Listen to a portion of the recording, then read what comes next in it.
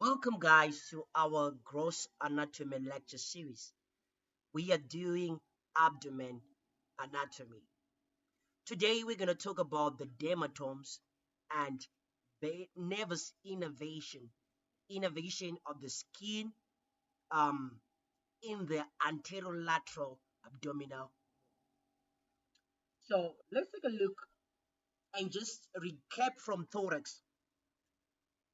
Um, we have the 12 thoracic vertebrae, and each vertebrae is going to give us an intercostal nerve. So, which means we have 12 thoracic nerves, right? How many intercostal spaces do we have in the thorax? We have 12 ribs and 11 intercostal spaces. Meaning to say we are going to have 11 intercostal nerves. 12 thoracic nerves, but 11 interthoracic nerves. The 12th or T12 is not an interthoracic nerve. Why? Because it just goes straight into the abdomen and is not restricted to any intercostal space. You understand? So a question can come and say, true or false, there are 12 intercostal nerves in the thorax. That is false. We have 11. The 12th is not an intercostal space, but it's called a subcostal nerve. You understand? Good. And if you remember very well, let us recap from thorax. We said we have these thoracic nerves are going to be classified into two, typical and atypical. Let's start with the typical. Typical nerves or typical thoracic nerves are nerves that supplies the thorax without supplying any other region, right? They are restricted to their intercostal space and they supply the skin, the muscles of their intercostal space. And we say the T3 to T6 are your typical intercostal nerves, right? T1 is not in an intercostal nerve, typical intercostal nerve. Why? Because T1, its fibers are going to be included in the lower trunk of the brachial plexus. T2, right, it's going to innervate cutaneously a portion of your axilla and the medial upper portion of your arm, right? So therefore, it forms what you call a thoraco brachial nerve. Your thoracobrachial nerve, your thoraco-interbrachial nerve, right? So you can actually see T2. So T2 is not a typical thoracic nerve. And then we go to the lower 6 thoracic nerves. The lower 6 thoracic nerves are also atypical.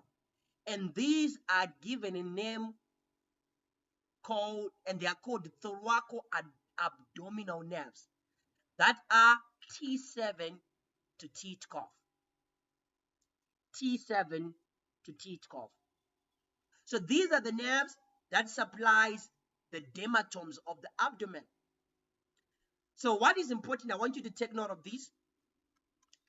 T7 is going to supply the skin around the xiphoid process, as you can see. T10 is going to supply the skin around your umbilicus. And then T12 as well as A1 being iliohypogastric nerve and ilioinguinal nerve will supply the inguinal region. You understand? T7 xiphoid process, T10 umbilicus, A1 inguinal. region. You understand now? Good. These nerves, the T7 nerves and T12 nerves to T12 nerves, they are going to be found within the rectus sheath. They are going to be found within the rectus sheath, right? But the L1 is not found in the rectus sheath. That's why we say the rectus abdominis muscle and the pyramidalis muscle, they're going to be supplied by the thoracoabdominal nerves, which is T7 to T12, but not A1. But the lateral abdominal muscles, the external oblique, internal oblique, and the transversus abdominis, they are going to be supplied by the lower 6 thoracic arteries, the thoracoabdominal nerves. So the thoracoabdominal nerves, not arteries, together with A1. You understand? Good. So let's take a look at another diagram. Right, so we can actually see, let's take a look at this section right here. This section has been taken at the level of L3 lumbar vertebrae, right? So you can actually see that this will be your spinal cord, your spinal nerve. Your spinal nerve is going to give us an anterior rami and a dorsal rami. The dorsal rami is going to supply skin of the back. The anterior rami is going to supply the skin of the lateral and anterior wall. So let's take a look. Right. Take note of this. The veins, the arteries, and the nerves will be sanguished or traveling between the transversus abdominis muscle and the internal oblique, mirroring the thoracic wall. Remember, in the thoracic wall, it was between the innermost thoracic artery, thoracic muscle, and the internal thoracic muscle. So as we're going to see here, before it enters the rectus sheath, it's going to give a lateral cutaneous branch. So this is going to supply the lateral portion of your abdomen. And then when it enters the rectus sheath, it's going to give you anterior cutaneous branch. You can actually see this is the anterior cutaneous branch. And these are nerves, they do communicate. They communicate with one another. So you can actually see this is your anterior cutaneous branch. These are your lateral cutaneous branch. Is it? Good. And take note of this.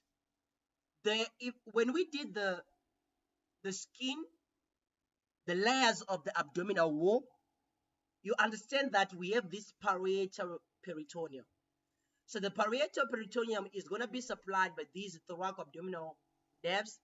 So therefore, it is sensitive to pain, temperature, pressure, right?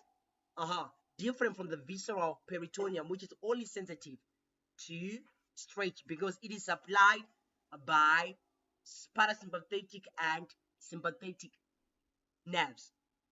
So that's all about the dermatomes of the abdominal wall. Thank you so much. Take care.